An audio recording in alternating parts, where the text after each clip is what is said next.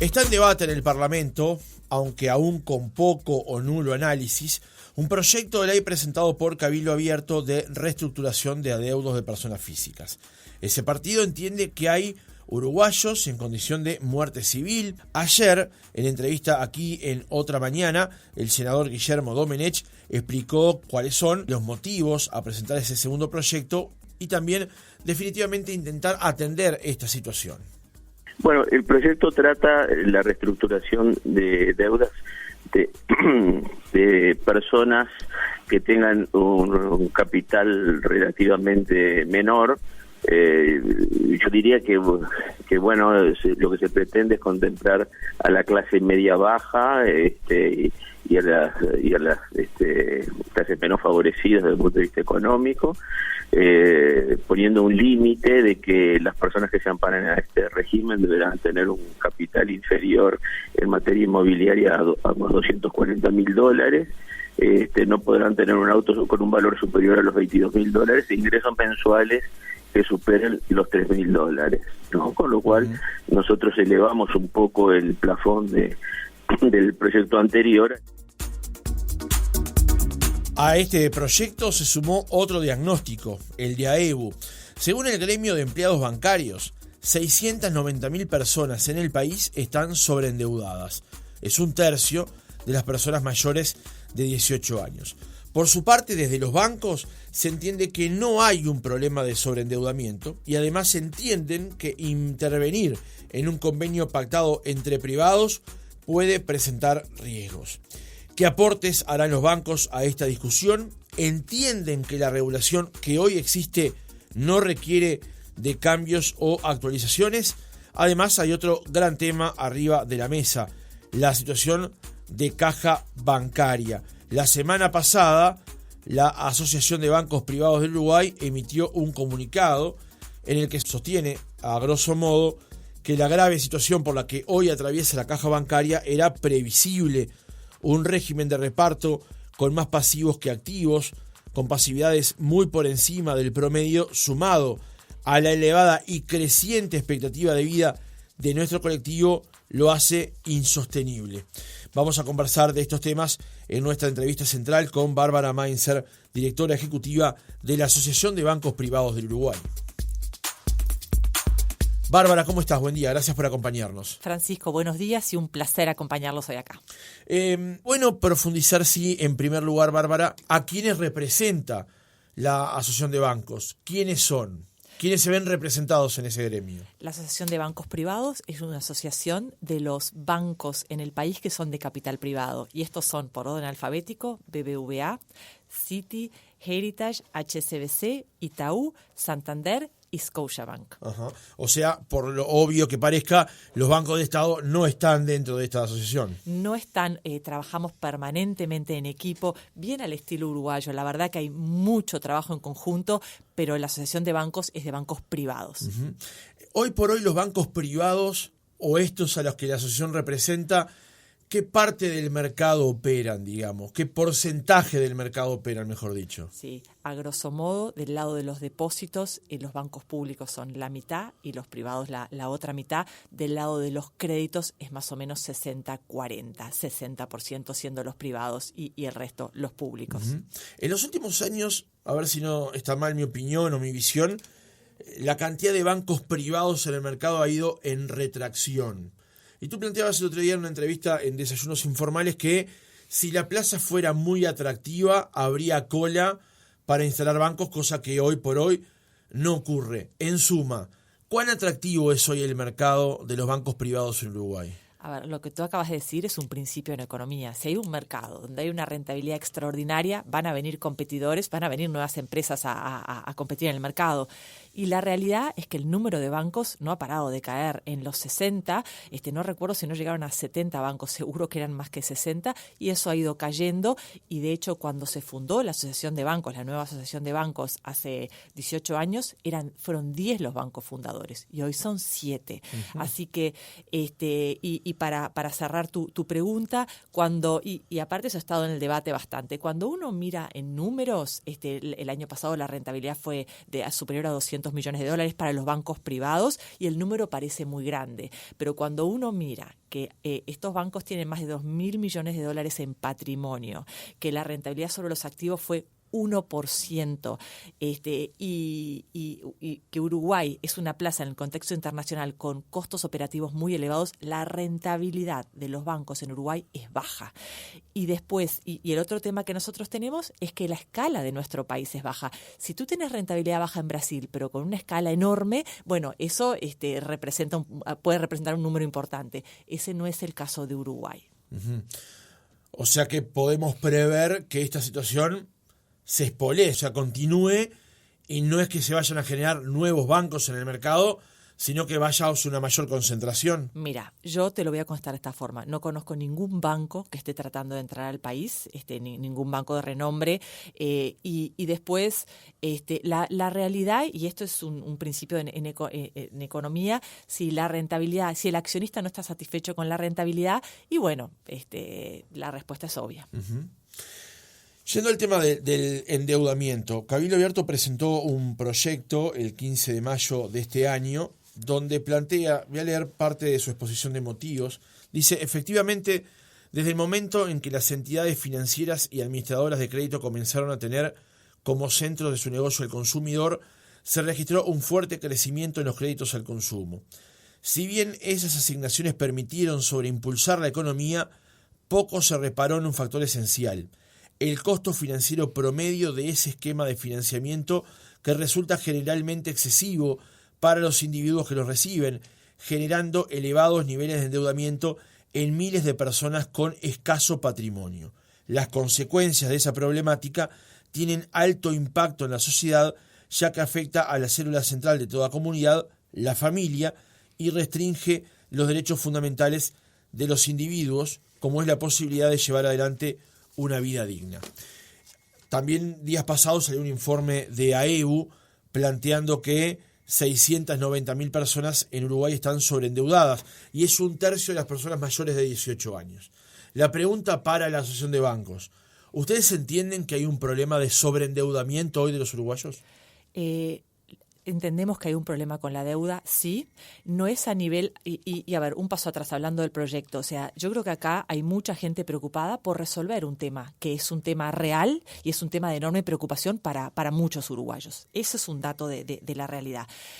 Cuando uno dice si hay un sobreendeudamiento, a nivel macro, datos del Banco Mundial de 2021, la deuda privada como porcentaje del producto en Uruguay es 27%. Salvo Argentina, es la menor en toda América Latina. Uh-huh. Y para hacer una comparación, en el mundo este ratio es 145%. Claro, tenés Estados Unidos y otros con endeudamientos muy elevados. Entonces, a nivel macro, ese es el número.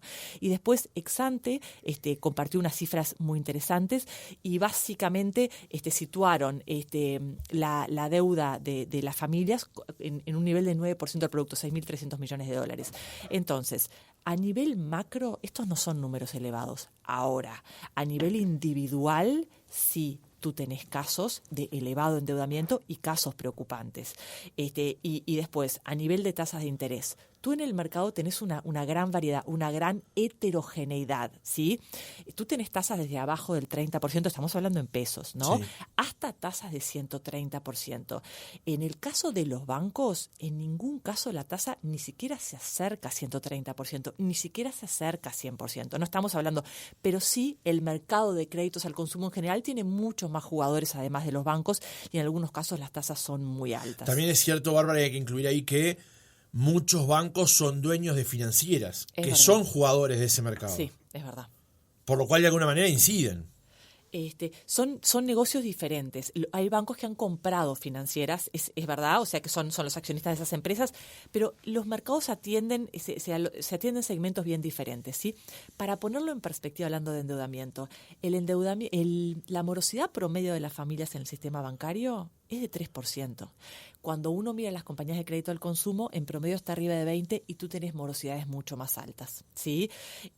Cuando miramos los bancos, bueno, por un lado el crédito al consumo es un poco más alta, propiamente dicho, que la morosidad puede ser cercano al 5%, en el hipotecario es menor a 1%, entonces en promedio hay un 3%. Entonces, cuando uno mira el sistema financiero, en el caso de los bancos no es el gran problema, pero sí las tasas son elevadas y hay una razón por la que son elevadas, ¿no? La morosidad en ciertos segmentos es muy alta y la preocupación que viene del lado de los bancos es que cuando tú pones topes de tasa de interés, ¿qué es lo que va a pasar? Esas familias más vulnerables no van a poder acceder al mercado formal y se van a ir al mercado informal, donde las tasas son otras y las reglas son otras y los métodos de cobranza son otros. Entonces, cuando uno quiere resolver un problema y lo resuelve poniendo topes, puede terminar con un problema peor. Y además, cuando, por ejemplo, estabas hablando de 600.000 personas, 630, 690, si querés, después entramos un poquito en los números. Cuando, imagínate yendo 600.000 personas a defensa del consumidor, a renegociar su deuda y después a los juzgados.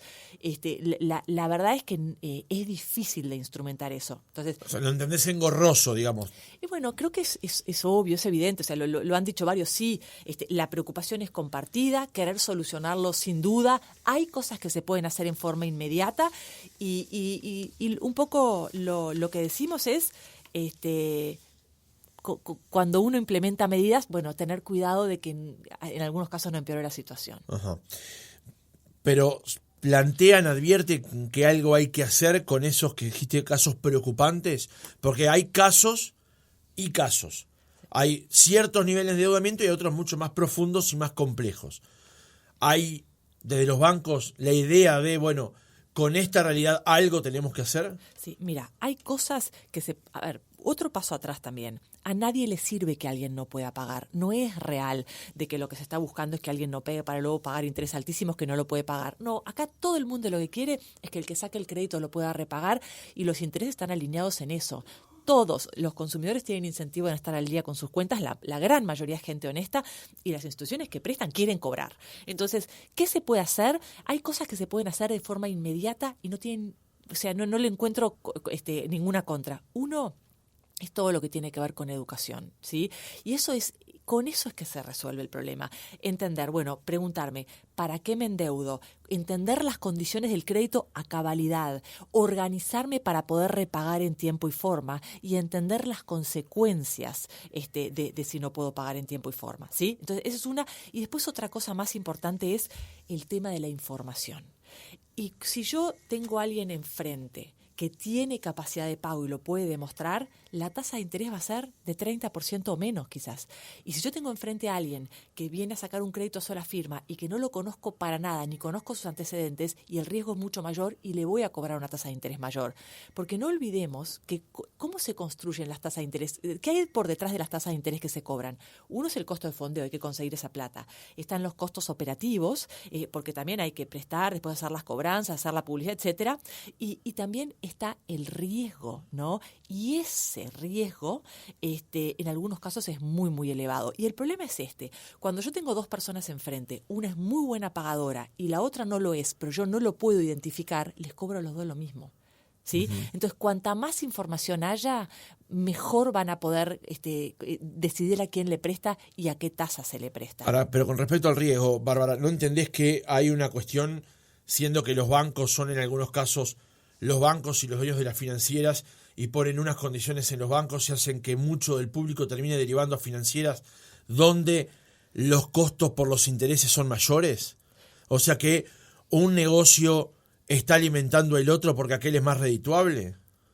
¿Sabes que yo no lo veo así? Mira, con total sinceridad, nosotros en la Asociación de Bancos no vemos absolutamente nada de las financieras. No se habla de este tema. Lo que yo conozco es, bueno, porque soy economista y conozco más o menos el mercado, pero es un tema y la realidad yo no veo que haya un trasiego adrede de clientes de ninguna manera. Yo creo que hay ciertos clientes que van a los bancos y otros clientes que van a las financieras. Claro, ¿no? Las condiciones en el banco son unas, sí, y en las condiciones en la financiera son otras. Ahí la tasa son mayor, porque como vos acabas de decir, el riesgo es mayor. El riesgo mayor, y hay otra cosa más que también es importante y es, cuando yo otorgo un crédito hay un costo operativo y si el crédito es de 100.000 pesos o es de 5.000 pesos, el costo operativo es muy parecido. Entonces imagínate, un costo operativo sobre una deuda de 5.000 pesos en términos relativos es muy, muy elevado. Te lo voy a decir de otra forma. He visto cálculos donde cobrar 50 pesos más de interés por mes te sube la tasa de interés que se paga 10 puntos. Cuando los créditos son muy pequeños, cualquier pequeño cambio en lo que tú cobras y en los costos te dispara las tasas. Entonces también a los bancos se toman créditos más grandes, ¿sí? Porque aparte los bancos tienen una estructura de costos muchísimo más pesada. Y hay otro tema también. Los bancos toman ahorro del público, ahorro de todos nosotros. Las financieras se financian con capital propio o con endeudamiento. Entonces también los bancos tienen condiciones mucho más estrictas a la hora de prestar. Volviendo a los casos preocupantes y al planteo que pueden hacer eventualmente los bancos, porque la educación plantea una solución a futuro y hay mucha gente que tiene problemas hoy. ¿Hay alguna herramienta que se pueda visualizar como, bueno, este puede ser el camino para solucionar o alivianar la carga que hoy tienen estas personas en estos casos preocupantes que, como dice el proyecto de Cabildo Abierto, los deja como una especie de muerte civil? Sí, mira, si una persona no tiene ninguna capacidad de pago, no hay mucho que se pueda hacer si tú no tenés capacidad de pago. Ahora, si tú tenés capacidad de pago y voluntad de pago, yo lo que entiendo es el incentivo de todos. A ver, vos me estás haciendo a nivel de cortísimo plazo, sentarse y renegociar, y sentarse y decir, bueno, vamos a renegociar los términos de forma de tener una deuda que yo pueda pagar, porque a todos les interesa que la persona pague, a la persona y a la empresa que le prestó. Este negocio es prestar y recuperar. Entonces, a los que están oyendo y tienen cierta capacidad de pago y tienen un sobreendeudamiento, lo mejor que se puede hacer es sentarse, hablar, y en algunos casos, yo conozco casos donde, bueno, por supuesto... Pero las condiciones no cambian, Bárbara. Sí. Uno se puede sentar a conversar, a negociar, pero hay unas condiciones que el mercado plantea que eventualmente alejan la posibilidad de la solución. Yo no digo que sea fácil, porque si no, esto no sería un problema. Claro. O sea, quizás puede parecer sencillo, pero no es nada, no lo es. Pero yo los casos que conozco, o sea, si uno va y de buena fe se sienta y claramente se renegocia, se renegocia una cuota menor, una cuota que uno pueda afrontar. Conozco muchos casos donde se deducen los intereses. Hay un área de defensa del consumidor del Ministerio de Economía que todos pueden consultar y asesorarse con defensa del consumidor. Entran a la página web, hay un formulario, tengo entendido que la atención es excelente. Yo creo que todos los que tengan cierta capacidad de pago y tengan un sobreendeudamiento, que se sienten, se organicen, armen un presupuesto y intenten empezar a pagar esa deuda. Y sabes que en los números que tú estabas diciendo, esos 600 y pico mil personas, un tercio de ellos, teniendo una deuda morosa en un lugar, tienen deuda que están pagando en otro. ¿Sí? Uh-huh. Entonces, es un número muy grande, es todo un problema, pero hay muchas personas que incluso en la dificultad están al día con muchas de las cuentas. Bien. Voy a leer, porque sobre el tema de educación también está arriba de la mesa, entonces fui a buscar un libro sobre este tema y dice: la deuda es una herramienta muy valiosa que debes usar en forma responsable. Si te endeudas, tienes la responsabilidad legal y moral de devolver el dinero que te han prestado. Mal usada, puede convertirse en una fuente de angustia y grandes problemas. Recuerda, la responsabilidad de administrar y pagar tus deudas es tuya. Esto es parte de un libro que se llama Educación Financiera, asignatura pendiente, escrito por Eugene Natali y Bárbara Meinzer, que está con nosotros aquí.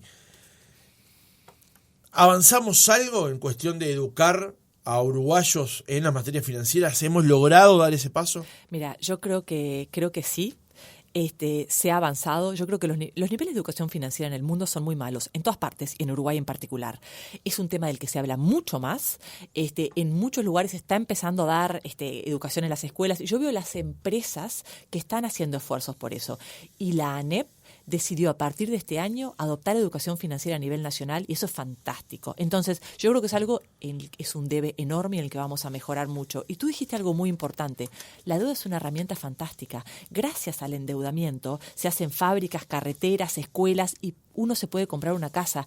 Uh-huh. La deuda financia proyectos que hacen que el país crezca, se desarrolle, se genere empleo y bienestar social. La deuda es una herramienta maravillosa. El tema es que mal usada puede terminar siendo muy dañina, y ese es el problema que tenemos, ¿no? Uh-huh. Entonces, el punto acá es: aprovechemos esto de la mejor forma posible. Y yo muchas veces doy un ejemplo. Una cosa es endeudarme como familia para comprar una casa o poner un pequeño negocio, y otra es para, qué sé yo, tengo un evento el fin de semana y me compro un vestido para el evento, y qué sé yo, es bien diferente endeudarse para una que para otra. Claro.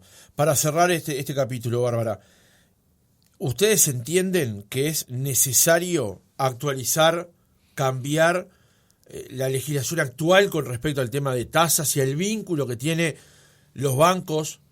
Me tengo en los bancos, más allá de que habría que juntar a las financieras también, pero en tu caso la pregunta es hacia los bancos y los usuarios. ¿Es necesario actualizar esa normativa? Mira, nosotros en este momento estamos estudiando, trabajando en eso, y ni bien tengamos algo para comentar, lo vamos a hacer público. Es un tema que nos preocupa, que nos ocupa, y nuestra intención es contribuir con que esto se resuelva. Perdón Bien. si no te puedo decir más en este momento. No, está bien, decís lo que podés, digamos, desde ya. Vamos a cambiar de tema porque hay otro gran asunto arriba de la mesa que tiene que ver con la situación de caja bancaria. La semana pasada hubo una serie de movilizaciones y una conferencia de prensa de parte de AEBU con respecto al asunto, y justamente el mismo día la Asociación de Bancos sacó un comunicado sobre la situación de caja bancaria. Yo citaba en la introducción al reportaje, lo que entiendo es el párrafo más interesante. Dice: la grave situación por la que hoy atraviesa caja bancaria era previsible. Un régimen de reparto con más pasivos que activos, con pasividades muy por encima del promedio, sumado a la elevada y creciente expectativa de vida de nuestro colectivo, es insostenible. Y hay otro párrafo que también es muy interesante y se lo planteábamos a Monegal la semana pasada cuando conversábamos con él. Los bancos realizan, dice la asociación, un enorme esfuerzo para contribuir con la caja bancaria. Mientras que en el régimen general el aporte patronal es del 7,5%, en el caso de los bancos es del 25,25%.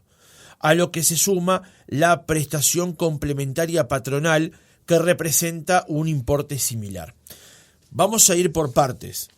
¿Cuál es hoy el escenario con respecto a caja bancaria, desde su perspectiva? A ver, Caja Bancaria está pasando por una situación financiera extremadamente grave. Y acá quiero ser clara. El problema no es financiero, es un problema económico. Si fuera un problema financiero, te das vuelta, te endeudás y resolvés en la transición. Esto es, ¿y qué empresa que tenga déficit durante 10 años es un problema financiero? Es un problema económico eso, ¿está? Por eso la gravedad del asunto. Y esto era previsible. Sabés que, revisando la exposición de motivos de Julio de Brun, la comparecencia al Parlamento de Julio de Brun, cuando era director ejecutivo de la Asociación de Bancos en el 2008, frente a la reforma que se hizo en el 2008, él lo que decía literalmente es: este proyecto de ley no resuelve los problemas de fondo que tiene la caja. Por llamarlo de alguna manera, es un parche financiero por algunos años. Los problemas estructurales que tiene el sistema van a volver a aparecer, ¿no? En el 95, yo recién cité el 2008, en el 95 se hizo una reforma del régimen general y mandataron que tenía que venir después la reforma de las paraestatales. No se hizo nada. En el 2007, la Asociación de Bancos presentó una propuesta, propuso financiarla para resolver los problemas estructurales de la caja, y eso no fue aceptado. Esto fue lo que dijo Julio Brun en el 2008. En el 2016, el director ejecutivo en ese momento era Jorge Ottavianelli, hizo una ronda con una propuesta todavía no había déficit de vuelta en la caja y no fue aceptado. Cuando se hizo la reforma del 2008, proyectaban sostenibilidad por 40 años, una situación financiera holgada. No pasaron 10 años que ya estaban en déficit de vuelta. Los déficits que se proyectaban eran del 24 al 29 y pequeños. Y el déficit empezó en el 2018, mucho antes de pandemia, mucho antes de nada. Realmente la caja bancaria tiene problemas estructurales graves, y si no hacemos una cuestión de fondo, vamos a estar de vuelta en unos años en la misma situación. Y para los bancos, cada tantos años hay que contribuir con fondos adicionales. Y a lo que tú decías, hoy en día, el aporte patronal general de la economía es 7,5%, en el caso de los bancos es 25,25%. Y se agrega la prestación complementaria patronal, y que si sumas, que va para la caja, no para financiar la caja, si sumas el aporte patronal y la PCP, equivale a 47% de los salarios nominales. O sea, hoy por el 100% de un salario que un banco paga al trabajador, aporta 47 más. Aporta 147%, entonces 47. Le cuesta. Hoy los bancos privados aportan 47% a la caja sobre la nómina salarial. Por decirlo de otra forma, en el régimen general, la empresa paga 7,5% y el trabajador 15%. En la caja bancaria el trabajador también paga más, 17,5%, y las empresas 47%. Por cada 100 pesos que se recaudaron el año pasado de los bancos privados, 73 vinieron de las empresas y el resto de los trabajadores. Y ahora están proponiendo un aumento adicional de la PCP. Eso llevaría el aporte patronal a 60%. Uh-huh. Días pasados entrevistamos a Monegal, presidente de AEBU, aquí en el programa, y lo que nos planteaba es que este escenario actual de la caja bancaria ocurre por una serie de motivos, entre ellos por la pandemia. Una segunda razón tiene que ver con la cantidad de empleados que hay hoy en el régimen de los bancos, y un tercer aspecto tenía que ver con el cálculo por el cual ingresan bancarios al sistema en el Estado, que pasó de 2 cada 3 a 1 cada 3. Las razones para ustedes son otras, no es necesariamente este cálculo que ensayan desde AEBU. A ver, lo que tú acabas de mencionar claramente agravó la situación, pero la razón de fondo es otra. Cuando tú tenés un sistema tan rígido, porque aparte las relaciones laborales tienen una rigidez en el sistema bancario que es increíble y encima tan costoso, hay un desincentivo fuertísimo a contratar personal.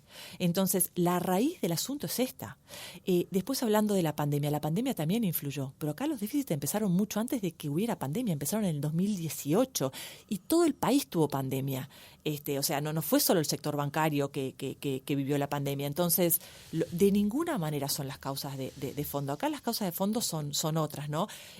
La caída en el empleo, y si seguimos profundizando los costos y seguimos con relaciones laborales extremadamente rígidas, lo único que podemos esperar es bueno, que esto continúe, ¿no? Uh-huh. Las causas de fondo son otras. Es la relación activo-pasivo, una población tremendamente longeva. ¿Cuál es la relación activo-pasivo hoy? Hoy tenemos 19.600 pasivos y 18.100 activos. Hay más pasivos que activos. Sí, es un régimen de reparto donde aportan los activos, o sea, es insostenible esto. ¿Cuál es la tasa de reemplazo que hay en un trabajador activo? Para aplicárselo al oyente, ¿cuánto se lleva como jubilación un trabajador cuando deja de ser activo y pasa a ser pasivo? Sí, es muy heterogénea, pero la tasa de reemplazo básica en el sistema general es 45% y en el sector bancario es 50%. Ajá. A ver, es complejo para el oyente de a pie. Las jubilaciones, los sueldos en los bancos son, en general el sistema bancario tiene sueldos mejores que el promedio de la población, y las jubilaciones, bueno, hace poco salió un artículo en El Observador de que la jubilación promedio en la caja bancaria promedio es 120.000 pesos, que es 4 veces más que en el régimen general. Claro, por eso la pregunta de la tasa de reemplazo era fundamental para entender. Un dato es la cantidad de activos en relación a la cantidad de pasivos, y otra es cuánto se paga por jubilación a un trabajador jubilado del sistema bancario, digamos, para comprender cuáles pueden ser eventualmente los desequilibrios, ¿no? Hoy hay una nota en el diario El País. Mira, perdóname que también voy a aprovechar a decirte una cosa. En el pasado los regímenes jubilatorios eran más benignos, o sea, el mundo era diferente y por ejemplo, había una cosa llamada jubilación por ley madre, que tú trabajabas 10 años y después quedabas jubilada, entonces podías trabajar 10 años y jubilarte por 60, y eso se daba en ese momento, o sea, la verdad que fueron jubilaciones dadas con otras reglas y en buena ley, o sea, todo lo que hay hoy, no hay nada ilegal, pasa que es producto de otra época. Antes había jubilaciones que si eras una mujer soltera y se moría tu padre, te heredabas la pensión, o sea, tenemos un poco de eso, no es solo una elevada tasa de reemplazo, sino que tenemos muchas de estas jubilaciones antiguas. Y después otra cosa, la población bancaria, nosotros los bancarios, somos los más longevos de todos, por lejos. Entonces, tenés cada vez menos gente aportando y cada vez más gente jubilada y viviendo mucho tiempo. Entonces, ahí es gran parte de la raíz del problema. ¿Hasta cuándo hay recursos para afrontar las necesidades de la caja? Bueno, queda poco. Yo mucho de eso no puedo hablar. La caja tiene algunos recursos propios. Te lo pregunto porque Monegal, en la entrevista que hacíamos la semana pasada, decía agosto o diciembre, pero sabiendo que para enero se llega a una deadline. Sí. La verdad que, a ver, dependiendo de algunas cosas que se hagan, el problema de fondo no se resuelve con algunas cosas. Lo que haces es correr un poco la fecha límite, ¿no? Y comparto las apreciaciones de Monegal, de acuerdo a lo que se haga, alcanza hasta las fechas que mencionaste. Puede ser agosto, puede ser septiembre, pero es inminente, o sea, tenemos que resolverlo. Uh-huh. Ahora, la resolución parece estar alejándose por lo pronto, porque en la nota del País de hoy, el presidente del Consejo Central de AEBU, Elvio Monegal, que es en uno de los actos, dijo que la actitud de los bancos privados es inmoral y la Asociación de Bancos Privados del Uruguay busca chantajear a los trabajadores. No, eso, mira, la verdad que la relación con Monegal, así que como con el resto de las personas que conozco, es excelente, y si yo tengo algo que hablar, lo voy a hablar directamente con ellos. Eso no es así. Lo que estamos tratando de hacer acá, lo que sí están haciendo los bancos como no lo han hecho antes, es decir, mira, yo solo soy parte de la solución si realmente hay una solución. En el pasado, los bancos privados van a poner y mucha plata para salvar la caja bancaria, mucha. Pero lo vamos a hacer si logramos un camino de sustentabilidad. No podemos repetir lo que pasó las últimas veces y estar en 10 años de vuelta con esto, porque aparte no podemos dejar a las futuras generaciones que hereden este lío a toda la población. Uh-huh. Entonces, los bancos privados van a contribuir con una solución, con mucho dinero, pero ponen como condición de que se arribe una solución de fondo y no hacer, como ya lo alertó Julio de Brun antes que se votara esta ley, un parche financiero. Ajá. Pero a la actitud inmoral que tendrían los bancos y al chantaje que plantea Monegal, ustedes responden que eso no es así.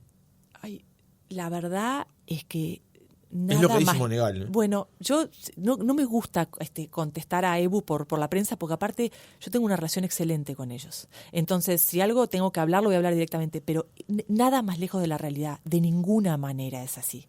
De ninguna manera. Mira, solo pensar lo que es el punto de partida. Nosotros aportamos, los bancos privados aportan 6 veces más que la empresa promedio en este país. O sea, la caja bancaria tiene un desfinanciamiento de magnitud tal, está mucho más desfinanciada. O sea, si nosotros dijéramos la caja tiene los aportes normales, no le alcanza para pagar 30% de las jubilaciones. El tema es que los bancos han hecho aportes tan cuantiosos que por eso la caja ha permanecido a flote. La reforma general tuvo una premisa. Sí. Perdón, pero si no, después, sí. Esto hay que decirlo también. Los trabajadores del sistema bancario aportan más que los trabajadores de otras áreas. Es así. Los trabajadores aportan 15% de su salario y los bancarios aportan 17,5% y sin topes. Por supuesto que sí. Sí. Quería agregar eso porque está bien que tú presentes el esfuerzo que hacen los bancos, pero también hay que decir que los trabajadores del sistema también hacen un aporte mayor que trabajadores de otras áreas. Y también los jubilados hacen un aporte a la caja. La reforma del 2008 incluyó un aporte de los jubilados que había en ese momento. Ni que hablar. Sí, Monegal dijo que hay un doble IAS que se paga. Sí, es así. Todos hacen un aporte, pero es un aporte cuando vos mirás el promedio, bueno, en el caso de los bancos el aporte es pero muchísimo mayor que el de cualquier otra empresa. Uh-huh. Ya el aporte es enorme. ¿Y sabes cuál es el tema? Este nivel de aportes y de costos atenta contra la sustentabilidad misma del sistema. Fíjate lo que ha pasado con el empleo. Si tú al empleo le cargas tantas cargas, ¿cuál es el incentivo? A emplear cada vez menos gente. El punto que nosotros decimos acá, alertamos, es que ojo, la solución que se buscó en el 2008 atentó contra la sustentabilidad misma de la caja. Cada vez tenemos menos gente trabajando. Uh-huh. Ahora, plantean que tiene que haber una solución en un camino de sustentabilidad. ¿Cuál es el planteo que hace la Asociación de Bancos para no emparchar este escenario de hoy, sino para hacer una jubilación o un sistema jubilatorio en el sistema bancario que sea sustentable? ¿Cuál es el planteo de fondo? Mira, la reforma que se acaba de aprobar en parte busca una solución de fondo. ¿Por qué? Porque incorpora el pilar de capitalización. Entonces, que básicamente lo que hacen de ahora en más todos los nuevos bancarios van a aportar una parte a la caja bancaria y otra parte al régimen de capitalización de AFAP. Entonces, una parte del financiamiento con eso se resuelve. Pero eso es una solución de muy largo plazo. Faltan décadas y décadas. El problema que tenemos ahora es de corto plazo. Entonces, nosotros lo que planteamos es en la base del problema de caja bancaria están los altísimos costos y la altísima rigidez laboral que tenemos. Nosotros tenemos que adaptarnos para esta nueva época, ¿sí? Entonces, lo que estamos trabajando, y por supuesto completamente abierto con AEBU, con realmente mano a mano de cartas abiertas, es trabajando en actualizar las relaciones laborales para el mundo de hoy y lograr una solución de caja bancaria que logre la sustentabilidad de la caja bancaria, que las contribuciones de la caja sean conmensuradas con el aporte que se hace a la misma. Porque hoy en día el jubilado promedio, pero no por algo malo, no porque nadie haya hecho algo malo, se lleva bastante más de lo que se aportó a lo largo de la vida. Por eso los que están ahora tienen que hacer un esfuerzo mayor. Está bien, pero ¿cuál sería la solución de fondo? La solución de fondo es ir a un régimen de capitalización, como está haciendo, como salió en esta ley, y resolver. Porque hablaste de reforma del vínculo laboral. Sí. A ver, déjame dar un paso atrás. Yo formo parte del grupo de trabajo de Caja Bancaria, y de ese grupo, lo que hablamos en ese grupo, queda en ese grupo, y en breve se va a saber todo porque vamos a terminar con un proyecto, ¿sí? Entonces déjame decirte lo que yo puedo decirte hoy. En un mes espero poder hablar mucho más y más libremente, pero básicamente lo que estamos tratando de resolver hoy es hacer un poco, te lo voy a decir de otra forma. Lo que ya se ha dicho es que por la situación financiera de Caja Bancaria y también de Caja de Profesionales vamos a tener que converger más rápido al régimen general. Bueno, Caja Bancaria probablemente vea algún ajuste para converger. Hoy en día las jubilaciones bancarias son mejores que la del promedio de la población. Bueno, yo creo que vamos a converger a parámetros similares a los del resto de la población y y la Caja Bancaria también va a tener que hacer un esfuerzo. Acá varias partes vamos a hacer un esfuerzo. Entonces la solución de largo plazo viene con la solución del régimen de seguridad social, y de corto plazo vamos a tener que actualizar algunas cosas. O sea, la solución es en 2 velocidades, digamos. Sí, señor, exacto. Bien. Sí. ¿Y esa segunda velocidad o la velocidad más a corto plazo es urgente? ¿Les va a implicar a ustedes más costos? Claro que sí, pero por supuesto que sí. Sí, plata tiene que aparecer y urgente. Y ¿también a los trabajadores? Mira, no se ha hablado en ningún momento de aumentar el aporte personal. Los aportes ya son elevados, son elevadísimos para todos. Lo que pasa es que no hay otra. O sea, mira, en el régimen general una de las premisas fue que no se podía aumentar la tasa de aportes porque era elevada. Acá los bancarios tienen 6 veces más aportes patronales y se va a aumentar aún más la contribución de las empresas. Sí, va a pasar eso. No va a aumentar no se está hablando en ningún momento de aumentar la contribución de los trabajadores. También otra cosa, en ningún lado jamás vi que la edad de jubilación va a pasar de 60 a 65 un día al otro. No, eso también. Si pasa, hasta ahora no se habló nunca, y yo estoy en todas esas conversaciones. Bárbara Mainzer, directora ejecutiva de la Asociación de Bancos Privados del Uruguay, gracias por haber estado otra mañana con nosotros. Un gusto haberlos acompañado. Gracias a ti por la invitación. Otra mañana para escuchar sin desconectarse. Sentí Oriental.